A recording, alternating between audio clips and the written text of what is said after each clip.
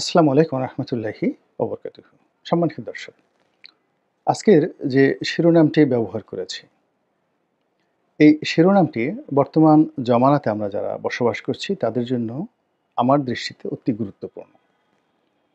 রাষ্ট্র ক্ষমতায় যে ভদ্রলোক এখন আছেন, আমরা অনেকেই তাকে অবমূল্যায়ন করার চেষ্টা করছি।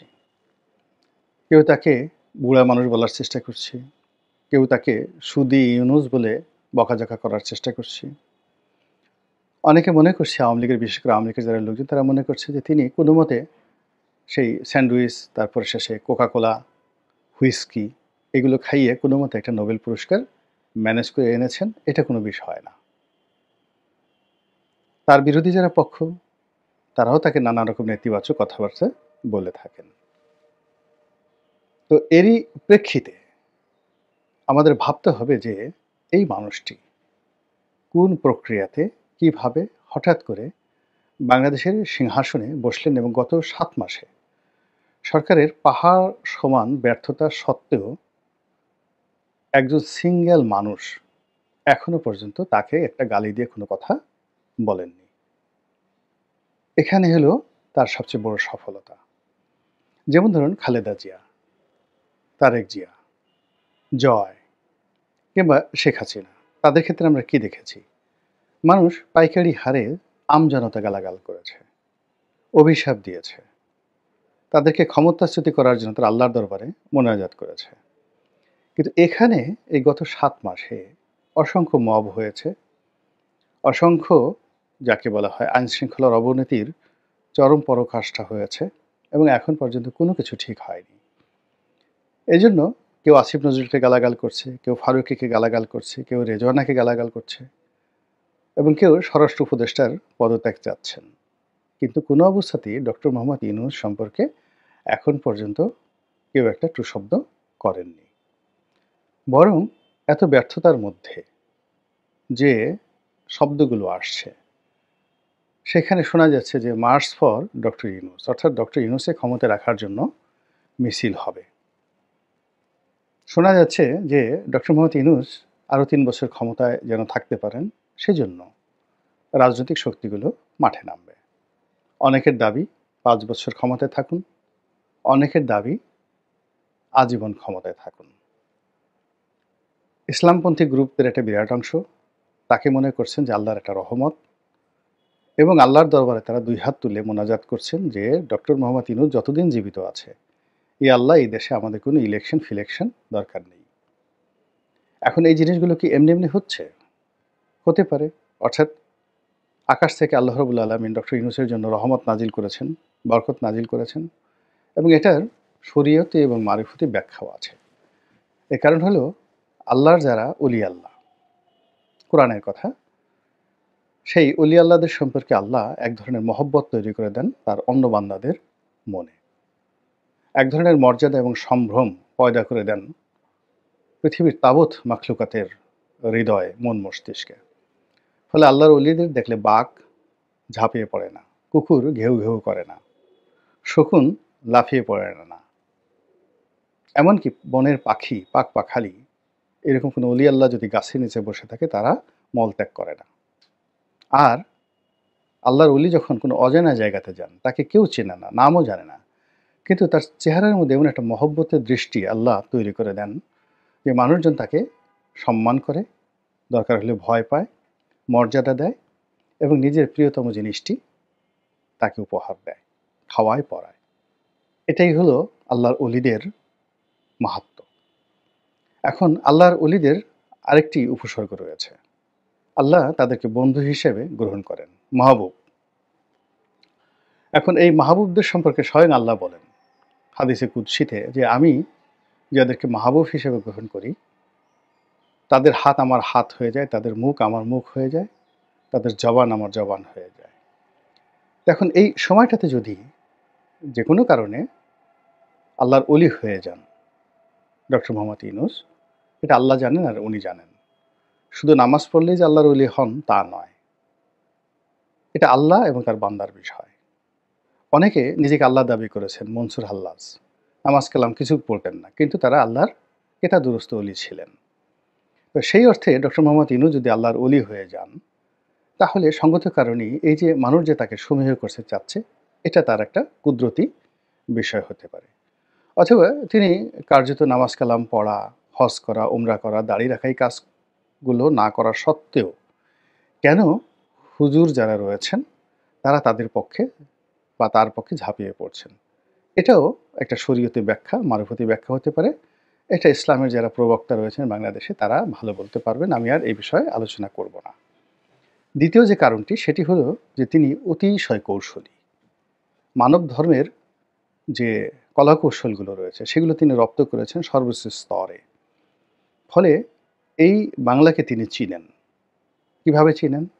গ্রামীণ ব্যাংকের সবচেয়ে দরিদ্র এবং অসহায় মানুষ, তাদেরকে নিয়ে তিনি ব্যবসা করেছেন এবং তাদেরকে স্বাবলম্বী করেছেন, তাদেরকে দিয়ে ইতিহাস গড়েছেন এবং তাদের অর্থ, অর্থাৎ গরিব মানুষেরা তার কাছ থেকে অর্থ নিয়ে গরিবরা তাদের দারিদ্রতা বিমোচন করেছে। আর একই সঙ্গে তিনিও একজন সাধারণ অধ্যাপক থেকে বাংলাদেশের শ্রেষ্ঠতম বা মানে যাকে বলে বৃহত্তম ধনী ব্যক্তিত্বে পরিণত হয়েছেন। এবং এই গরিব মানুষের উপর ভর করে তিনি সারা দুনিয়া জয় করেছেন। এটি চারটিখানি বিষয় নয়, এটি ঠাট্টা মশকরার বিষয় নয়।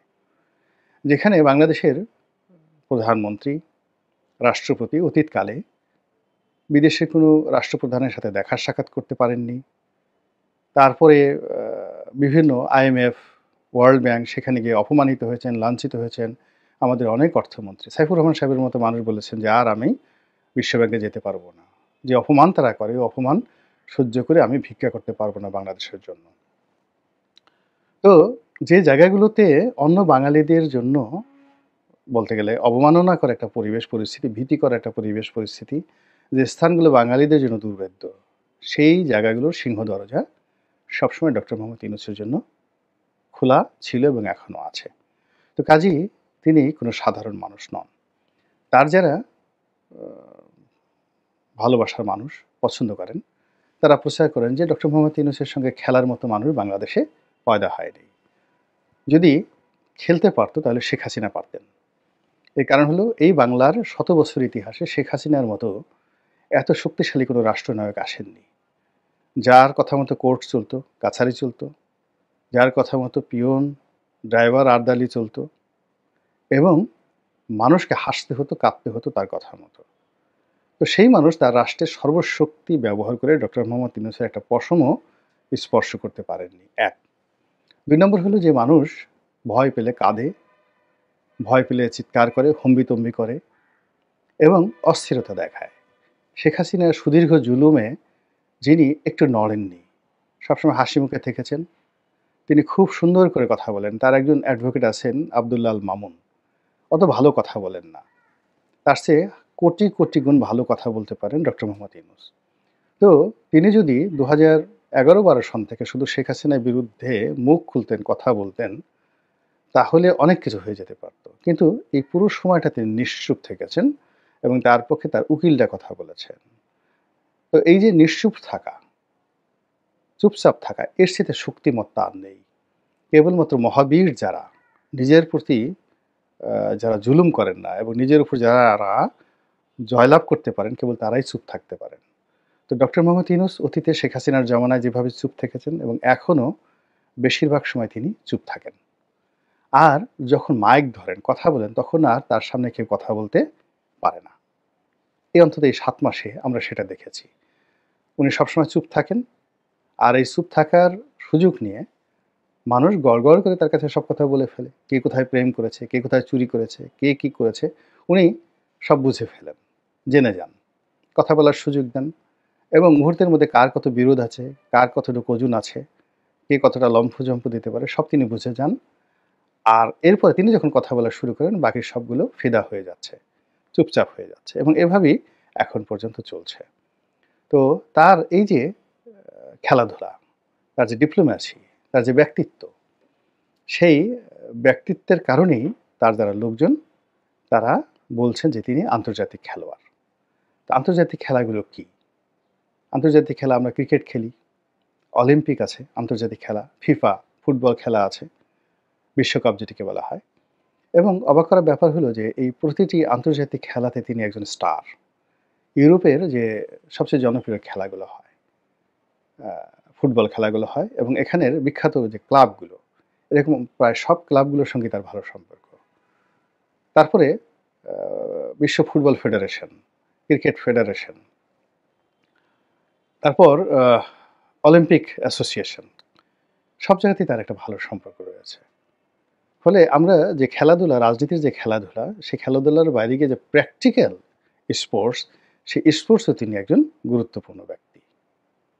এরপর তার অন্যান্য যে সকল খেলাধুলা রয়েছে, মানবিক খেলা, শারীরিক খেলা, সেই খেলাতেও তিনি বেশ অভিজ্ঞ, প্রাজ্ঞ এবং তিনি যেখানেই যত কিছু খেলেছেন, এখন পর্যন্ত তার শব্দটা তার প্রতিপক্ষ টের পায়নি যে উনি ওখানে এই খেলাটা খেলে এসেছেন। কেউ পায়নি। তিনি এক হাতে ক্লিনটনকে টাকা দিয়েছেন। আমরা জেনেছি কিন্তু আমরা তার এই খেলাধুলা নিয়ে কোনো কথা বলতে পারিনি। তো যাই হোক, এই যে আন্তর্জাতিক একজন খেলোয়াড়, তিনি আমাদের বাংলাদেশের পলিটিশিয়ানদের সঙ্গে খেলছেন। তা আমরা কি খেলছি? আমরা খেলছি কানামাছি ভো-ভো। কানামাছি ভো-ভো কি আপনারা তো জানেন। তো চোখ বুজে থেকে চোখ বেঁধে তারপর শেষে ঘুরতে থাকে। এ খোঁচা দেয়, ও খোঁচা দেয় এবং যার চোখ বাঁধা হয় সে কাউকে ধরার চেষ্টা করে। তারপর ধরে ফেলার পর সে আন্দাজে বলার চেষ্টা করে, "তুমি অমুক, তুমি তমুক।" এই যে কানামাছি ভোঁ-বো আমাদের রাজনৈতিক অঙ্গনে গত সেই ৯১ কেন? ১ম থেকেই তো এই কানামাছি ভোঁ-ভোঁটা বেশি চলছে। ডিজিএফআই ধরে নিয়ে যাচ্ছে চোখ বেঁধে, ডিবি ধরে নিয়ে যাচ্ছে চোখ বেঁধে। তারপর তার কাছ থেকে স্বীকারোক্তি আদায় করা হচ্ছে। ছেড়ে দেওয়া হচ্ছে। চোখ খুলে দেওয়ার সাথে, সাথে ভোঁ করে সে দৌড় দিয়ে এমন জায়গায় পালিয়ে যাচ্ছে, নরমালি ছেলেমেয়েরা পালিয়ে গেলে কুক বলে। এরা সেই জীবনে পালিয়ে কখনো কোথাও কুক বলেনি। পাট খেতে কুক বলেনি, কচুরিপানার নিচে গিয়েও কুক বলেনি। তো এই কানামাছি ভো-ভো খেলায় সেই ৭০ থেকে বা পাকিস্তান থেকে এখন পর্যন্ত যে সমস্ত লোকজন অভ্যস্ত, তারা কি করে অলিম্পিকের প্লেয়ারের সঙ্গে খেলবেন? তারা কি করে মোহাম্মদ আলী কেলের সঙ্গে রিংয়ে গিয়ে বক্সিং করবেন? মাইক টাইসনের সামনে দাঁড়ানোর সঙ্গে সঙ্গেই তো তাদের ডায়রিয়া শুরু হয়ে যাবে। এক বালতি সেই যাকে বলা হয় পোরস্যালাইন যদি তাদেরকে খাওয়ানো হয়, তবুও তাদের সেই মাইক টাইসনকে দেখার পরে তাদের যে ভয় হবে, এই কলেরা তাদের বন্ধ হবে না। এইরকম একটা কানামাছি ভো-ভো খেলার যারা প্লেয়ার, তারা আন্তর্জাতিক মানের খেলোয়াড়দের সাথে কিভাবে খেলবেন? এরপরে যদি আপনি ধরেন কানামাছি ভো-ভো, গুল্লাছুট, গুল্লাছুটের খেলা তো আপনারা জানেন। তো আমাদের এই দেশীয় যে খেলাগুলো, আমাদের রাজনীতিবিদদের একটা বিরাট অংশ এই দেশীয় খেলায় অভ্যস্ত। ঘুষ খেতে হবে, টাকা নিতে হবে, টাকা দিতে হবে, পাঞ্জাবি দিতে হবে, মিছিল করতে হবে, হুন্ডা লাগবে, গুন্ডা লাগবে, তারপরে কোদাল লাগবে, খুন্তা লাগবে, শাবল লাগবে। কিন্তু যদি কলম দিয়ে ২ কলম লিখতে বলেন, মাই গড! এমন কান্না শুরু করবে, তাদের সেই কান্নায় আকাশে ফেরেশতা পর্যন্ত নেমে যাবে যে, "এ আল্লাহ কি গজব নাজিল হলো! এত কিছু রেখে আমি যেখানে সারা জীবন কাঁটা রাইফেল চালিয়েছি, পিস্তল চালিয়েছি, কোদাল চালিয়েছি, খোন্তা, শাবল চালিয়েছি, আমার হাতে কেন একটি মন ব্ল্যাংক কলম দেওয়া হলো ২ কলম লেখার জন্য? আমি কি এটা পারি?" এই হলো অবস্থা। অথবা আমাদের দেশের যারা লোকজন আছে, আমাদের চরিত্র হয়ে গেছে মানুষকে গালাগাল করা, বাপ মা তুলে গালাগাল করা, বদনাম করা। কিন্তু যখন কাউকে বলা হয় তুমি একটু প্রশংসা করো, ভালো কাজ বলো, ইতিবাচক বলো, অমনি সেই লোক কান্না শুরু করবে যে, "আল্লাহ আমি তো এই কাজ কখনো করিনি। কিভাবে প্রশংসা করতে হয় এই জিনিসগুলো তো আমরা জানি না।" তো এই যে একটা অসম যুদ্ধ এই মুহূর্তে চলছে। আন্তর্জাতিক খেলোয়াড় বনাম কানামাছি ভো-ভো খেলোয়াড়। এই ২ শ্রেণীর খেলোয়াড় বা ২ গোষ্ঠীর খেলোয়াড় যে রঙ্গমঞ্চে খেলছে, রাজনীতির রঙ্গমঞ্চ, এটি আমাদেরকে কোথায় নিয়ে যায় সেটি এখন দেখার বিষয়। মহান আল্লাহ আমাদের সবাইকে হেদায়েত দান করুন এবং হেফাজত করুন। আসসালামু আলাইকুম ওয়া রাহমাতুল্লাহি ওয়া বারাকাতুহু।